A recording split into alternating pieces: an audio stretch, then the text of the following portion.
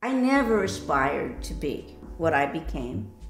You know, my aspiration was to be a social worker because that's all I knew. That was the limit of what I understood women and minorities could do. I didn't think I could be a doctor. I didn't think I could be a lawyer. It never occurred to me that I would be in a top political appointment. That wasn't part of my growing up. So my destiny, I keep telling people, was to be barefooted and pregnant. But I didn't want that destiny. And I haven't had that destiny. My name is Arabella Martinez, and I'm going to be 73 years young in July. I was born in Trinidad, Colorado, which is in the very southern part of Colorado.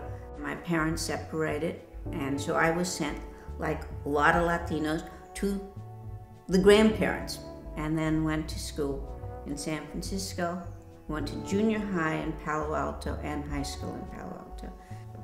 And then I went to Cal. And, you know, I was the first person in my family who had ever gone to college.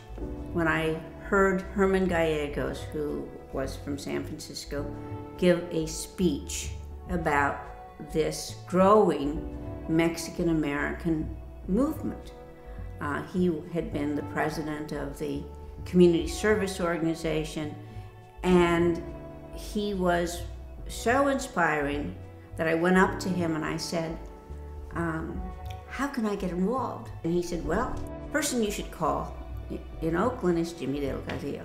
And Jimmy became my mentor. And there were other people like Avelio Grillo who became my mentor, and he's the one who said, you need to go back to school. You need to get a professional degree if you really are truly going to help your people. I wasn't a great student as an undergraduate, and besides that, I don't have much money. And he said, don't worry, we'll get you in and we'll get you a fellowship. And he did. My master's degree was really in community organization and administration, because what I really wanted to do was to be a change agent and to really participate in the civil rights movement.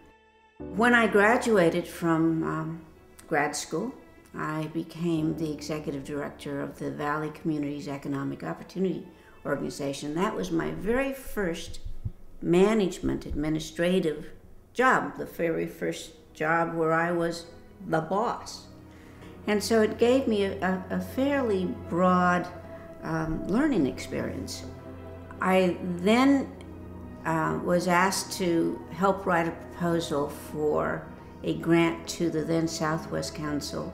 Through circumstances, I ended up being the executive director. At that time, not a single Latino organization was funded.